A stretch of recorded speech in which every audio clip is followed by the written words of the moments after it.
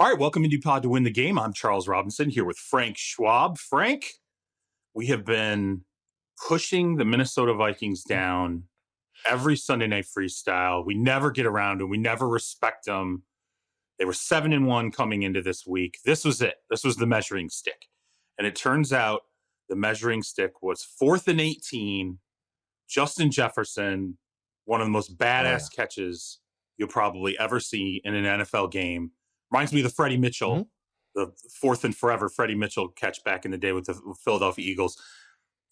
Was this real? Was this, I mean, I know it sounds messed up asking that, but I mean, like, let's be honest, that 4th and 18 was, I mean, 99 out of 100 times. That probably isn't going to happen the way that happened. And yet it did. And the Minnesota Vikings beat the Buffalo Bills 33-30. In Buffalo, and without the 4th and 18, we don't get the absolute insanity of the Bills fumbling at the goal line after it looks like they've gotten the quarterback sneak. They stop that. They get the ball back. All they got to do is take a snap. Josh Allen, 6'5" of him, has to push forward a couple of feet. They win the game. That doesn't happen. Bizarre game. Game of the year.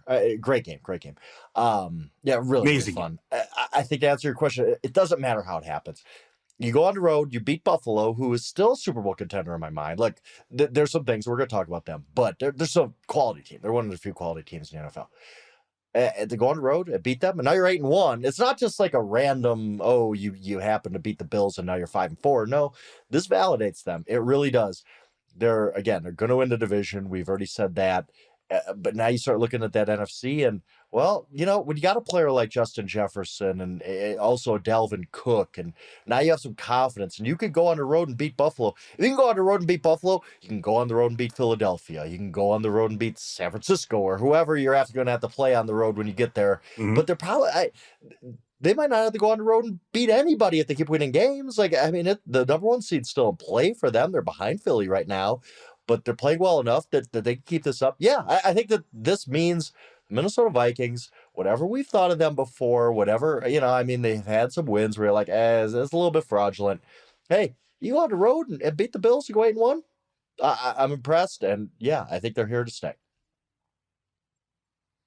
Yeah, I mean, they caught some breaks, but you're right. I mean, at the end of the day, that's how football games go. There are breaks in games. Gabriel Davis, we find out afterward, the sideline catch down the stretch that allowed them to kick the field goal of the Bills and push it into overtime should have been reviewed, should have been overturned.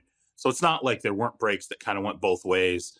You're right about the insanity, though. I was watching. I couldn't believe it. Like it felt like it was like, 45 and having hot flashes. Like every time something happened, like the fumble in the end zone. I mean, first off, when Kirk Cousins and we'll talk about, as you said, some of these things, but if I'm going to nitpick, they got to figure out a way to get an inch. Sure. Okay. You got to figure out a way to get a ball in the end zone in that situation. There's got to be a better play call. Dalvin Cook drops a touchdown. Just drops it. Yeah, drops it. Yeah. It was crazy. But they got an offside, of all the people too, shot, right? You figure you're going to get a quarterback sneak. Oh my goodness. Yeah. And then, for the Bills, I questioned that call too, honestly, having to, because it's so compact, the center quarterback exchange. And I didn't think there were parts of this game where I kind of thought both ways, like, man, head coaching wasn't always 100% on point. There were definitely some questionable moments. But I'm with you. Someone made the comparison on Twitter, and I thought it was great, of the 2019 Packers, that team that caught every green light. They were winning all these close games. And then, obviously they got to the NFC title game and they got mollywopped, but it was the franchise that lived a charmed life. That sure feels like the Vikings are there right now. But what I'm really impressed with, particularly offensively, is Justin Jefferson was right when he was like, I think I'm the best wide receiver in the game. I mean, straight up, bro, I don't have any. I mean, Kirk just throws it at him, and he finds a way to come out with it. By the way, that given the circumstances, that 4th and 18 play was just. It's like you said, Freddie Mitchell, but it's like Freddie Mitchell crossed with Odell Beckham. Like, just what an unbelievable play! Yeah. What an unbelievable player he is. I thought he overthrew him. I was like, oh my god, he overthrew him. Like, there's no way. And then when the ball first descended. I was like, oh, it's an Yeah. interception. And then when he got his hand on it, I'm like, oh, well, there's just no. It was watching the whole thing in slow motion. I was Yeah. like, nope, I 14 needed to times. see the replay. And then I was he like, gets up with what? it. Like I watched it and I was like, I don't even understand what happened. It was to borrow Al Michaels' phrase, Yeah. it was he did what? Like I was like, what? Did he catch Yeah. that? Like what in the world just happened? And they showed a replay and like, oh my God, like that's one of the most unbelievable plays you're ever going to see. And then, yeah, I mean, like I said, it's crazy that like that play, it was like not even a top 5 talking point after that game really should be, because it's like everything that happened after that was so zany. It's like you have the Dalvin's dropping and Kirk, and then the fumble. I don't, whatever. I think the Bills were probably thinking, okay, we're going to quarterback sneak it. The worst thing's going to happen. They get a push, we get a safety, we kick off from the 20, free kick from the 20. No big deal. They couldn't have expected you're going to fumble in the end zone and Eric Kendricks is going to fall in it. Like, just straight fumble. Like, no. Just drop it. They like just how dropped often it. do you see that? It's and then even in overtime, there was craziness there, like you talked about the Gabriel Davis play. So yeah, I think it's rare to say like a receiver really elevates a team to that upper tier. Justin Jefferson does. He's that good. Like he is that dude who you need to play, he can go make it, and he did so time after time in this game. I guess a good defense. Like I don't know what's happened early the Bills defense, especially today, but it's a good defense, and Justin Jefferson just did whatever he wanted to. It was a really impressive performance by a great player. I would like to see Kirk Cousins still handle pocket pressure a little bit better. I feel like he still doesn't navigate the pocket great. And the funny thing is, there were a few times in this game, I'm curious once the film comes out and we're able to really kind of look at it, there were times where if he would have just run, and I know it's dangerous, I get it, you don't want your guy running, but no one respects the thought of Kirk Cousins. They were just coming, and I'm sitting there and I'm looking and I'm like, there's a mile of green space in front of you. You could do 2 or 3 times, they're going to start thinking about it. And, you only have to get hurt. And he did it once. Yeah. Obviously, we saw it at one point, and he got killed on the play. But real quick, give him credit. He put his head down. And he had to. And I mean, he did. This was a tough. It wasn't exactly like Eli Manning way back in that NFC title game against San Francisco, and he just I don't even know how he got up in that game. It wasn't that kind of game, but it was similar to where you tip your cap to Kirk Cousins and say, "This is a really tough dude, man." He kept coming. Kill him on a lot of the primetime losses, right? And this was a primetime win that he played a huge part in it. He threw some really good balls in this game. TJ Hawkinson struck me as a very much needed, especially with Irv Smith not being, up anymore. TJ Hawkinson's going to be a great safety valve for him. They've got enough offensive weapons that they're going to be tough to deal with for anybody. I'm curious, though, to see, again, as teams scheme it up with him, it just felt like so many times he was having a hard time dealing with defenders and spacing and sliding. And, like the thing is like Brady. Brady's got cement feet, but he'll slide a lot. He knows which way to slide. He knows. Yeah, and Kirk it's just sometimes like his feel in the pocket will drive you crazy. But look, again, you and I said this was a measuring stick game. I think we measured the Vikings. The Vikings are a legitimate team. They're catching a lot of breaks, but sometimes you live that way. Conversely, the Bills, I want to ask you about Josh Allen. I brought this up in past shows. This idea that Josh Allen, he gets into that mode where it's like, got to score a touchdown, got to be aggressive. Like it's always, he's in the 4th, 5th, 6th gear at times when you're kind of like, okay, man, downshift. Let's play a little conservative. We know you got a cannon. Don't always try to fit everything in, a spot when it doesn't necessarily require it. Now we've seen him make it was like 4 red zone interceptions in the last 2 games. I think that was the stat. That's and let's be honest, it's not a mechanical problem. Okay. It's not a talent problem. It is 100% a mentality problem where someone's got to pull back a little bit. And it's not even uncommon when we look through the history of big armed quarterbacks. Elway never saw a throw he didn't think he could make. Brett Favre never saw a throw he didn't think all people with the strongest arms in history love to push Yeah, it. yeah.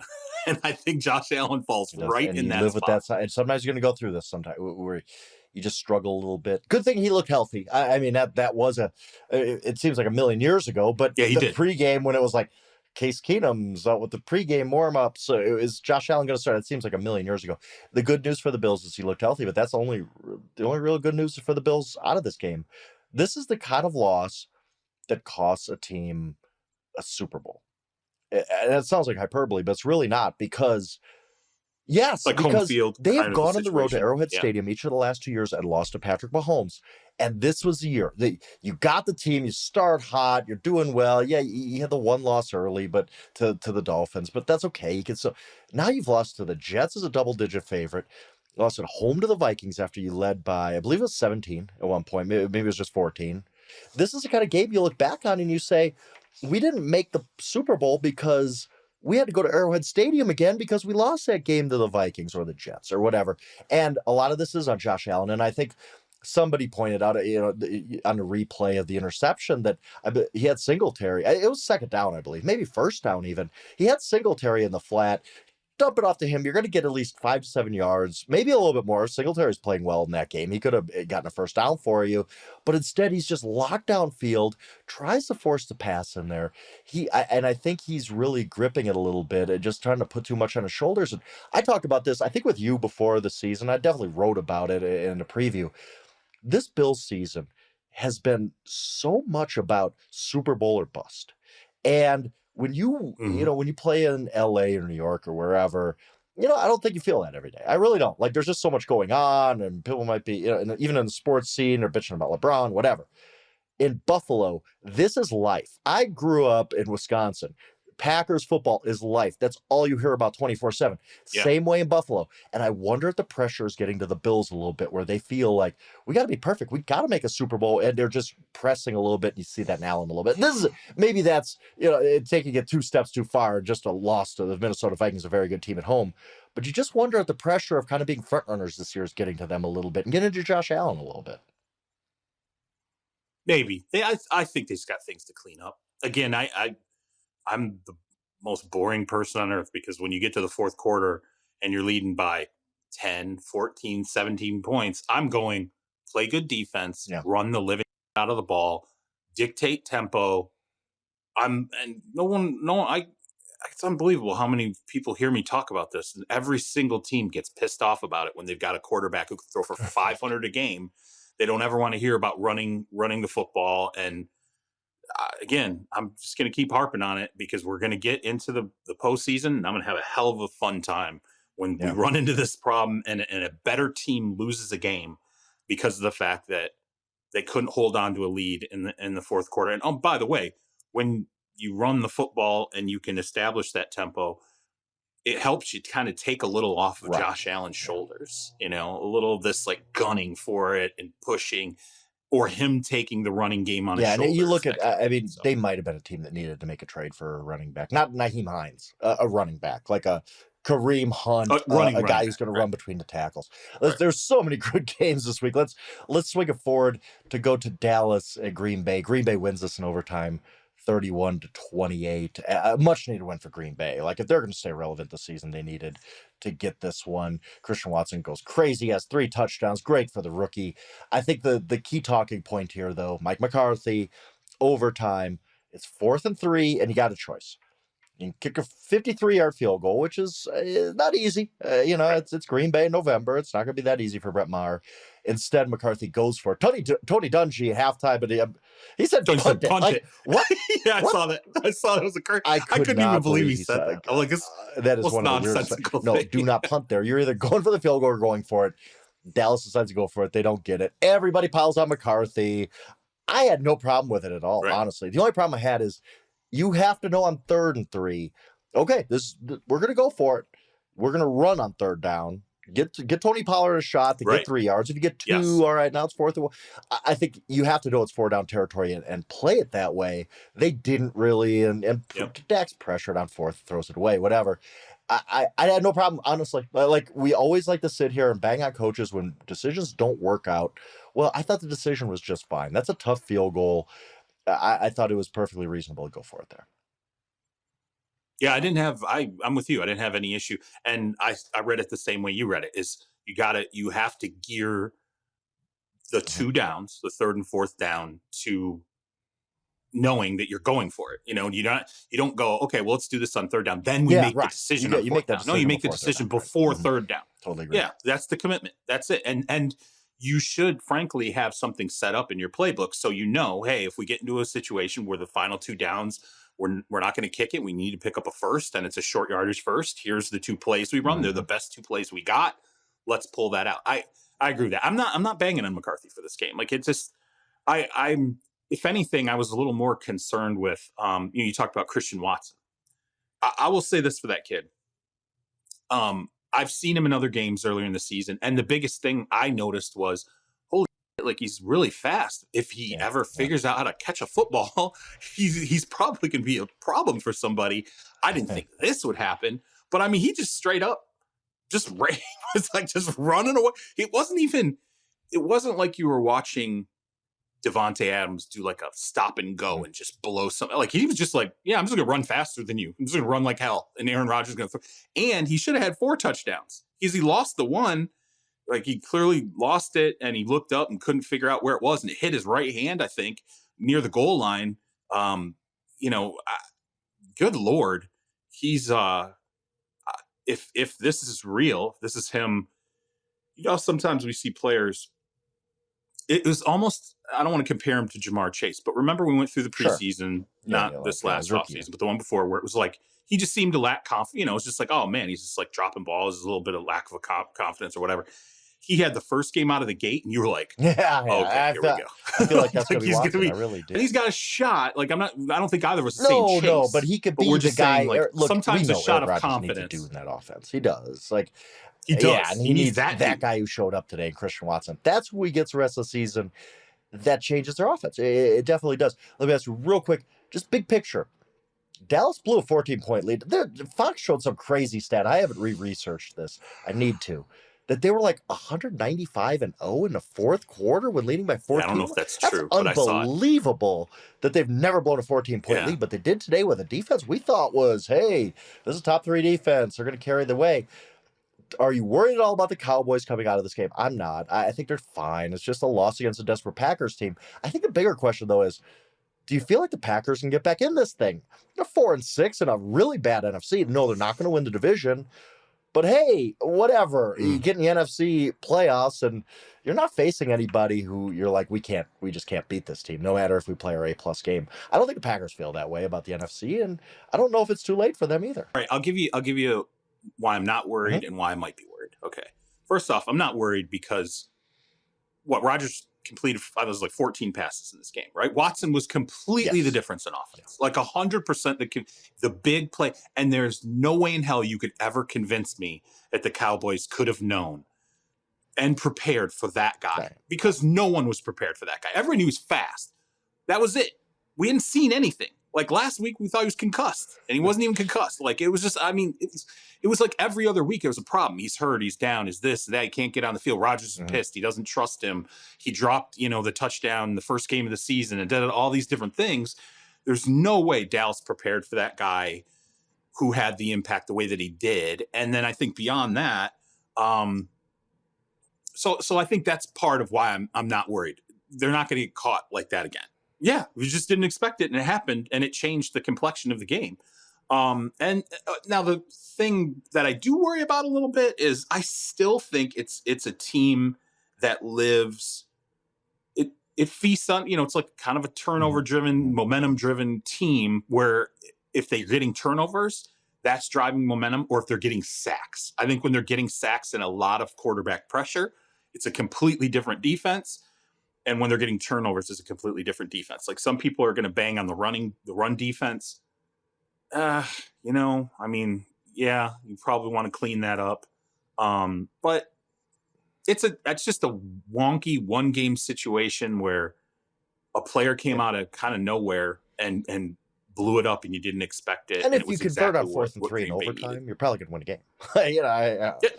Probably going to win the game. Yeah. But what about the Packers? I'm not going to. How do you feel about the Packers? Do you think that this is the start of something, or it was just like, Yeah, they'll go next week and score. This team scored 9 points against the Lions last week. Where are they? Yep. Are Packers going to get back in this thing? It's not even, I mean, again, what bothers me about this is Rodgers didn't throw it a ton. So you're kind of like, is this like feasible? Like this is what the offense is, where you're getting huge chunk plays. Rodgers doesn't have to throw it a lot, so you're not exposing him a lot, and then you're running the football, and then that's kind of how you're winning now. I don't know how realistic that really is. I want to see is now that people have seen this kid in this game that they're going to go, okay, we can't let that happen. No, we can't. This guy can't be running free with 2 of our defenders behind him, chasing. Let's figure that out. So let's wait and see. It's a good win for Green Bay. I'm happy for him. I do agree that if this guy is real, if Watson is real, and this is who he's going to be, I 100% agree. That is the piece that the offense and Aaron Rodgers has been missing up until this point and could be an unbelievably great addition. And that would be a hell of a special story, but let's all hold off and wait and see. All right, swinging it forward, move along pretty quickly now. Look, Sunday night, the Chargers lose to the San Francisco 49ers 22-16, basically just get dominated in the second half of this game. A game where I had somebody in the league text me. They're just railing on Jimmy G, like just railing out, like, dude, this guy, like, what is going on? How can he be this ineffective? Like all these things. The Chargers, the injury thing just keeps happening over and over. I don't know how to explain it anymore because this team feels like destroyed by injuries consistently. I don't know, man. This is the second half of that game. You should not be manhandled the way that I felt like they were in the second half of that game. I just felt like San Francisco looked so much tougher and better. Yeah, that was the second half of the 49ers just said, we're going to play bully ball on you. We're going to run the ball. We're going to play defense, and you're not going to beat us today. And I respect that. That's old school football. We don't see it a ton, but the 49ers just kind of imposed their will. And they were just better. And this defense, this 49ers defense, when it's playing this well, and D'Amico Ryans, our defense coordinator, really has a good rhythm calling plays and the right blitzes, which he did over and over tonight. He was always seemed to have be one step ahead. He was playing this defense is could be the best defense in the league. We've seen them reach that level before. And then if you could run the ball like this with McCaffrey, but that's part of my problem with the 49ers is we keep talking about the talent and, look at these guys on paper. And, we're sitting there and they're losing in the fourth quarter to a Chargers team that you said, a million injuries. They shouldn't be beating you at home if you're this good. Like at some point, the 49ers have to graduate from paper champions to actually being a good football team. And maybe the second half is part of that, but I don't think we still have seen the 49ers play their best football. Now they're 5-4. It's a good win. They needed this win tonight, but they have to graduate from just being, hey, they have all this talent to actually playing to that level. And I don't think we've really seen that from them. Maybe a little bit against the Rams, but what does that even mean anymore? But all these people want to tout the 49ers as the chic, hey, this is the best team in the NFC. This is the team going to the Super Bowl. We haven't seen that yet. I see it. I look at their depth chart and I see it, but that's the problem. They need to actually put it on the field. They haven't yet, but whatever. It's still a good win for them, and probably moving forward, they're good. They will be a good team, but we haven't seen it yet. Yeah, I don't disagree with any of those points. Let's swing it ahead to Chiefs and Jaguars. The Chiefs kind of, man. I'll ask you. You're a voter, if I'm not mistaken. You still are this year. Patrick Mahomes win an MVP, right? Mm-hmm. They win 27-17. He has 331 and 4 touchdowns, and he's the best player in the NFL. I mean, he's it's almost we get so caught up with like, ooh, Josh Allen and even Justin Herbert. Wow, look at that arm. And we forget that year in, year out, Patrick Mahomes is the best player of football. And he's just doing it again. He's unbelievable. And he's probably the reason, like, this team is probably going to be the number 1 seed in the AFC, especially with the Bills issues. Well, it's not even, what's crazy to me is like, he has 4 touchdown games where like we're like, oh, it was a whole hum 331 yard 4 touchdown game. I was like, yeah, okay, that's Patrick, yeah. Which used to be like that was like a monster. Just like, oh my god, Drew Brees blew the doors off today, and It's yeah, I would agree. I mean, he's just, you look at him and you're like, he's clearly the best player in football. Like he's ascended to that point where we'll see if there can be someone else who gets into the argument. But it was like, a couple years ago. I mean, when Patrick won it a couple years ago, when Lamar Jackson won it. Remember Lamar Jackson when he won it? We were like, yeah, clearly that's MVP. Like he's going to be, and he ended up being unanimous. I think there's definitely the momentum is building at this point for them. I don't know, man. Like people, I think if anything, what I took away from this game, I thought Kadarius Toney was a good player with the Giants. I did. I was like, he's talented. No question, he's talented. And it was funny because I remember when he was drafted, some people were like, "Oh yeah, he kind of has some Tyreek Hill qualities. Like he's twitchy, fast. Like he's really difficult to cover one-on-one. Like he can be very explosive." And whatever people say, he was a knucklehead in New York or whatever. It was not a good ride there. He clearly needed a fresh start. Well, when that trade happened, I was like, perfect. This is a perfect destination. Like if you had said, take any staff that deals with guys that maybe the previous staff had issues with them, or, maybe there's like an attitude adjustment needed or whatever, I would have said San Francisco, maybe Seattle. The same ones over and over. And so when they dealt for him, I felt really good, to the point where even in our Super League, I went to see who had him on their roster, and it was you. I was like, I should make Frank an offer. I did. I was like, I should make Frank an offer because I really think Toney is going to be a great piece for them. This was the game where, and then, Juju Smith-Schuster goes down with a horrible hit. Yeah, it was rough. And, but that opened up the opportunity, which sucks. That's, but at the same what helped point, open up the toothpaste out of the tube now. Like, oh, wow, we got something with Kadarius Toney here. We got to mix him in. And now all of a sudden, you add to, when Mecole Hardman gets back, I mean, I'm not saying any of these guys singularly are a Justin Jefferson, Cooper Kupp, Jamar Chase type of guy. But when you're lining up Juju, Mecole Hardman, MVS, Toney, some combination of those guys, along obviously Kelsey too, you get pretty good. That's pretty good. And especially with the guy throwing the ball, it's going to make everybody better. So Mahomes, I honestly, you're right. I wish I had brought up Toney before, because I thought that was kind of a ho-hum. Like you said, it's kind of funny. Only 4 touchdowns today, Patrick. Kind of a ho-hum win where it didn't stand out. I thought the one development for them was, wow, Kadarius Toney he has a real chance to be a big piece for them the rest of the way.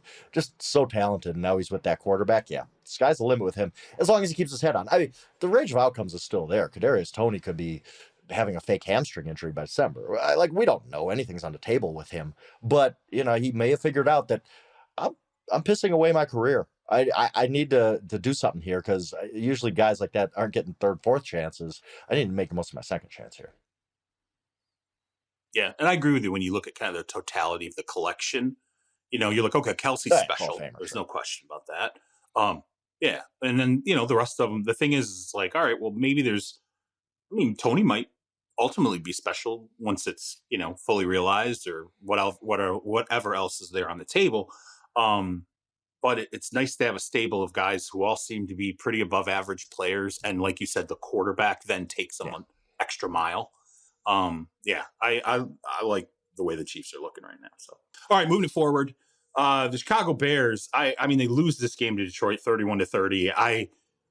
It's remarkable because it was a game where, like, Justin Fields, I was like, oh my God, he's doing stuff on the field now where, and I the passing game's going to have to develop. He's going to have to bring that around, but there's a Lamar Jackson-y element to, like, some of, like, I don't know if it's like Lamar and Michael Vick combined or whatever. Like, it's just, probably Vick, would be a closer comparison. I mean, there's just, you're like, this guy's just running around like crazy. And, Detroit's defense was like pretzeled, like trying to deal with them at times.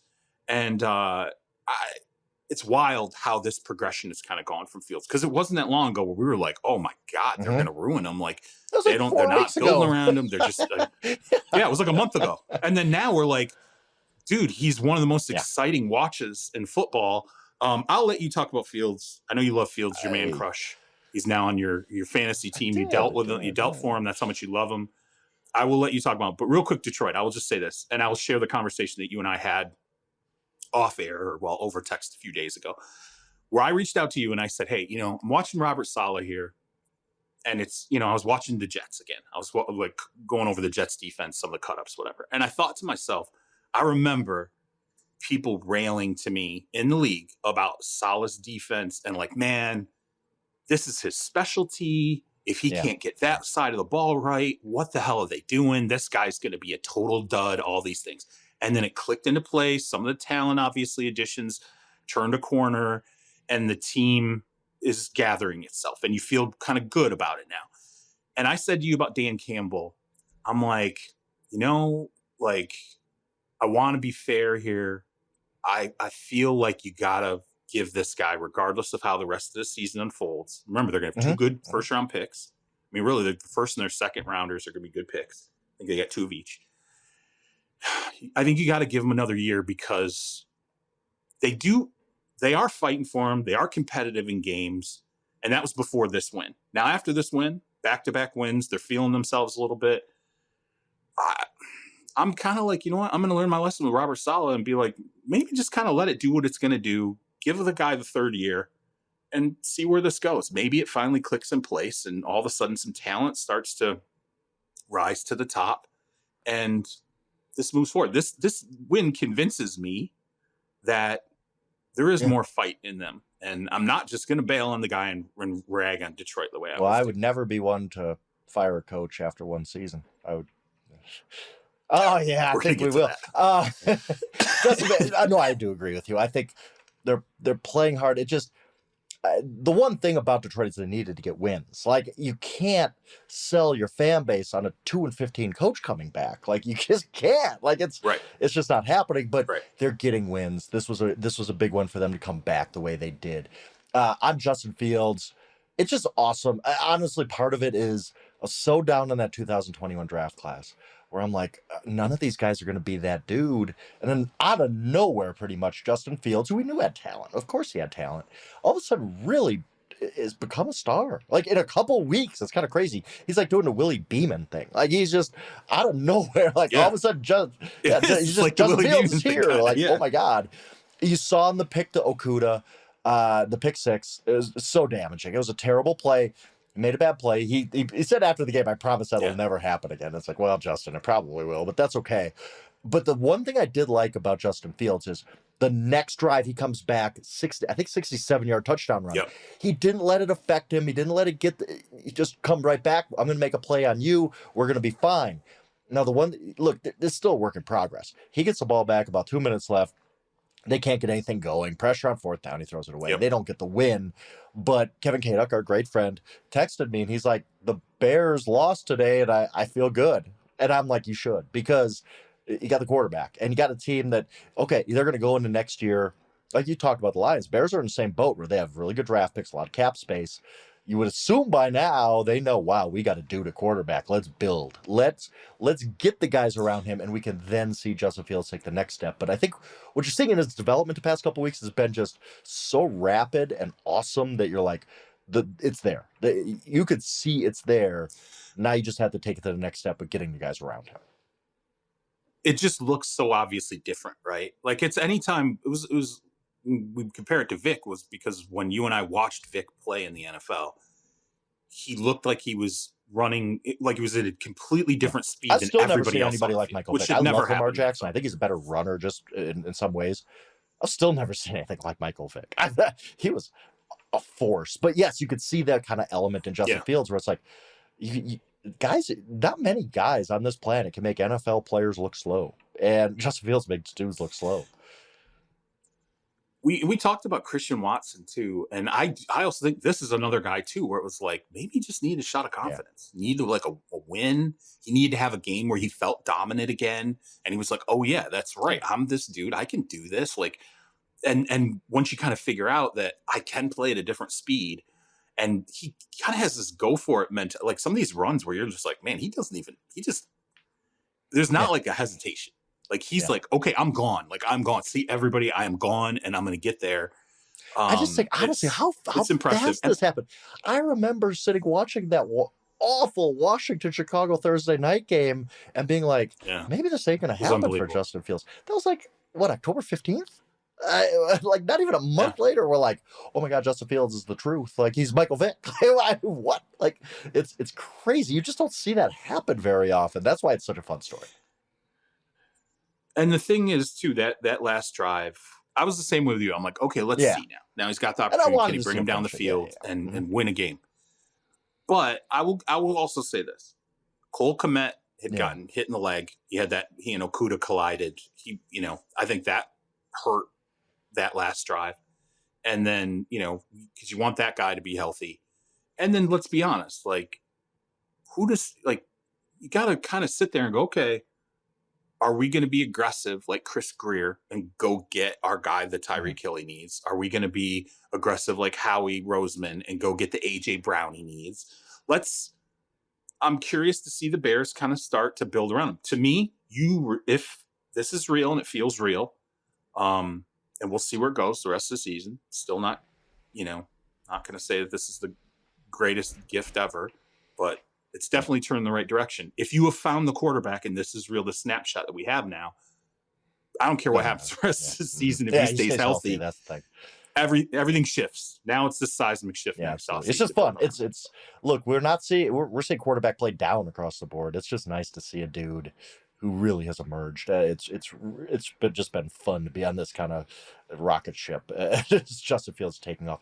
Let's swing it around to another quarterback who before today was a great story. Tampa Bay 21, Seattle 16.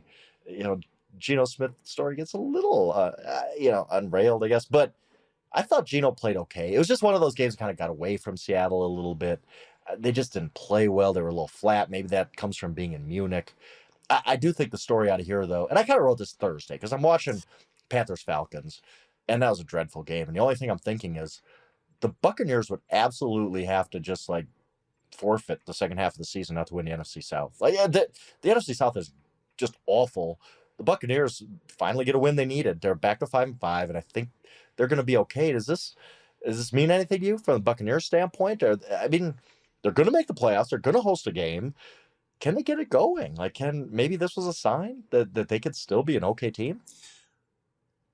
I mean, look, Seattle. I like Seattle. I don't think any less than Seattle today. Like, whatever, they lost. It happens. No, I don't either. I think they beat a good team. And look, the pass to Goodwin from that touchdown pass from Geno to Goodwin was, I mean, did you see? But I mean, yeah, granted, there were greater passes, but I mean, it was an absolutely unbelievable, beautiful pass. And so to me, I'm still like, no, Seattle's what we thought they were. They got beat today by a Tampa Bay offense. To me, what was intriguing was, and I know Leonard Fournette goes down. We're going to kind of see where that goes. They found a running game, which was imperative. Better right now. Not only that, he's better right now. Rashad White's better, but they might have two guys. Agreed. And I think that's really good for them because they're not the same guys. Fournette can be more power guy. White can be that change of pace, but he can also run it between the tackles. That's a huge plus for Tom Brady. It means Tom Brady doesn't have to throw it 50 times every game, which is just not really ideal at this state of his career. And then, I hate to say it like this, but like all of a sudden, like the last, maybe it was just the finalizing of the divorce. Yeah. But he's like, I know they're winning and that helps, but he seems to be, all of a sudden you're like, well, he's like at post games, he doesn't look like he's in the worst depression of his life. Like it just feels a little bit different. And I'm like, it's probably the wins, but still this is progress. I don't know. For me, look, the star of the game, let's be honest. I mean, it was Munich, right? Yeah. It was the state. That was ridiculous. The crowd was unbelievable. Yeah. I mean, you put a team in Germany right now. That was like that. Well, the NFL's going back, right? Like I assume, like you see that kind of reception. You're like, yeah, we're doing this again. It is good to see Brady kind of back a little bit. Maybe he got his swag back from that final minute drive against the Rams. We'll see, but it's nice to see the Bucs be relevant again. All right, let's get cooking here. This is going to be the last long one because Frank's got things to say, and I wrote about it. So we're gonna end up having a chat here. The Indianapolis Colts, Jeff Saturday, he of Zero. no coaching experience Zero. other than high school level, defeats the Las Vegas Raiders 25-20. Derek Carr afterward, and I think this is extremely key, as emotional as I've ever seen him, other than maybe with the Henry Ruggs stuff. I mean, and I felt like kind of pointed into the locker room and said, wasn't very specific, but it kind of felt like he was saying, not everybody here is giving everything they've got and wants to be here or whatever. That sort of felt like that's what I got. That's what I got. Okay, cares enough about. I mean, yeah, and is this horrible for McDaniels? Yes. And what I ended up writing was like when I spent time with him in July, he kept talking about all these humbling experiences. And I'm like, bro, this has gone from humbling to humiliating. Like it's the worst loss of his career. And there's been no. He had that one against the Raiders at home, 2010, where they no way they gave up like 59 points. It was like 59-14 to the Raiders at home. Frank, they were at a spot where they absolutely needed to turn the tide, running up into a team coached by that was spiraling so badly that they were coached by literally a high school coach. Okay. Like granted, former player, but a high school coach. Okay. Who was hired 6 days before they took the field, didn't know who his offensive play caller or his starting quarterback was going to be. 6 days. Did not know the quarterback or the offensive play caller. Outgained him something like, it was like 408 to 3. I mean, it was like 100. There's no worse loss. And it's just, I'm with you. You and I kind of got into a little like semi-argument during the day about this, because I'm sitting there saying, look, there's only 2 of the offensive linemen are still there. The offensive line's pretty bad. But, look, I'm not a stand for the guy. Like this is really bad. And when you look at owner, coach, GM, quarterback, right? Those are the 4 fundamental pieces. Out of all those pieces, one of them can be bounced after the season with a minimal salary cap hit, and probably will be. And it's going to be the guy who's the emotional guy at the podium. That's how that feels. It blows my mind to think that. Look, I think context matters here too. Josh McDaniels wasn't just taking over some like 2-15 disaster. This team was in the playoffs last year. However they got there, I don't care. They dealt with a mountain of adversity to make the playoffs. They almost beat the Bengals. Raiders has probably started. They should have beat the Bengals. They had that the whistle blew, whatever. This was not a terrible team, and they went and added Devontae Adams. I get what you mean about the line not being great. You know what? The line wasn't great last year either, and they found a way to 10 wins. This team now is just a disaster. Like, they are awful. And it looks like they're really not even playing hard for Josh McDaniels right now. Maybe Derek Carr was alluding to that. And I think my argument, look, I agree with you in theory. Coaches deserve more than 1 year. It's crazy to fire a coach after 1 year. But I will say this. This almost feels, if Josh comes back next year, it has a little bit of feeling of Matt Rule coming back for the Panthers this year. Matt Nagy coming back for the Bears last year. We knew it's not going to work out. Josh McDaniels is a bad NFL head coach. He has lost, I believe now, 24 of his last 31 games as an NFL head coach. He has been out of the Belichick cocoon 4 times, okay? I'm going to add it's pretty much 3, but I'm going to add a 4th just for the impact here. One was with the Broncos, which was aside from Urban Meyer, one of the worst coaching disasters in NFL history. The second time was when he was with Rams offensive coordinator. He was awful there. Shockingly awful. Like, you're like, whoa, maybe this guy's not even an offensive coordinator. He goes back to New England, resurrects his career. Third time, he stands the Colts up at the altar after agreeing to take the job. That should have been a red flag, blaring alarm to everybody in the NFL. Do not hire this guy. Well, supposedly was. Do not hire this guy. Yeah, I mean, no, don't do it. And the 4th time is the Raiders, and he has taken a playoff team and now has them in contention for a top 3 pick of the draft. At what point do we just say, you know what? Yeah, we could give him McDaniels another year, but we're just wasting a year. He's not good. He's not a good NFL head coach. Maybe he's a good coordinator. I guess he's only been a good NFL head coordinator with Bill Belichick, so maybe Bill Belichick has something to do with that. I just don't know. I don't know how. Look, I said this on Twitter, and I believe it. I don't think Mark Davis should have fired him today, like a lot of people were saying. I don't know if Mark Davis can afford to fire him today, but that's a different story. But had we been talking about leading off this podcast with, hey, Josh McDaniels just got fired after 9 games, I'd have been like, okay, it's justified. Like, what has he done this year to earn any more time? I think he's kind of dead man walking the rest of the year. I think they got to turn this. They can't just go 1-7 the rest of the way, Charles. I think they need to show some signs of progress, or it's going to be, what are we doing wasting a second year on this guy? Well, the defensive coordinator is going to get fired. I mean, here's what's going to happen. The he's not a bad defense coordinator. He's just not, Charles. I don't think he is. No, I'm not saying he's a bad defensive coordinator, but it's been atrocious. I mean, I'm not just going to look at McDaniels. Their defense has also been atrocious. Chandler Jones, like, you can't figure out how at all to, like, there's nothing you can do to help him be more effective than he has been up in this point. You know, their cornerbacks, you don't have a top 50 cornerback in the NFL. Okay. Your only safety who might be top 50 is Deron Harmon, who you went and got, right? I mean, like, there are certain aspects of when you look at the talent, you're like, okay, I don't know how they did it last season, but I can tell you the way that these players are playing this season. I mean, they're sure as hell, they're not exceeding anything. They're not even meeting expectations. They're not, I mean, everything's below average. A lot of that can be pinned on coaching. I am to the point now, though, where, and I will stick for this the rest of my life, unless it's like an Urban Meyer situation where it's some abusive type of situation or it's degrading. I think every single owner who fires a coach that they hired 1 year after they hire him or 1 season after they hire him is the sign of a bad. Sure. Okay, because it means you screwed up. Mark screwed this up. Of course, Mark screwed this up. On you. Again, there were red flags all over McDaniels. Do not hire this guy. But everybody he was the white whale. Oh my God, Josh McDaniels. Why? What did Josh McDaniels done to deserve this? I don't like. He's a bad NFL head coach.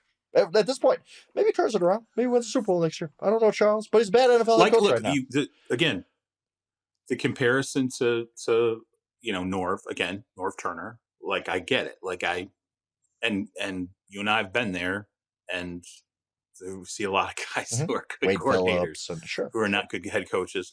Yeah, Wade Phillips, another great example. Really good defensive coordinator. Yeah, great defensive coordinator. Yeah. So we'll see what happens, but I will tell you this again, out of that quartet, he's not firing Josh McDaniels and paying Josh McDaniels and then paying another coach after having already settled with John Gruden. I'm like, and he's cash poor. He's one of the most cash poor owners in the league.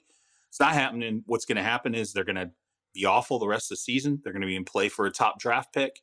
And being in play for that top draft pick, they're going to look at Derek Carr and go, well, here's where we can save money on the cap. Let's offer him as a trade. And somebody will show up, absolutely, and go, yeah, I'll take Derek Carr. This is just the playbook of a bad coach. This is what it is. Going to fire a defensive coordinator. We both know it's coming pretty soon. Then you're going to change quarterbacks, probably going to trade Carr for whatever, going to draft somebody new, and then it's going to be, well, we had a rookie quarterback. We're totally starting out. We need another year with him to see if we can get this thing right. When there's just no evidence right now Josh McDaniels is even a decent NFL head coach. Like, to lose this game to a guy who 7 days earlier had never spent 1 day on the job as a head coach of a college or pro program it's rock bottom. Like, how do you even lose this game?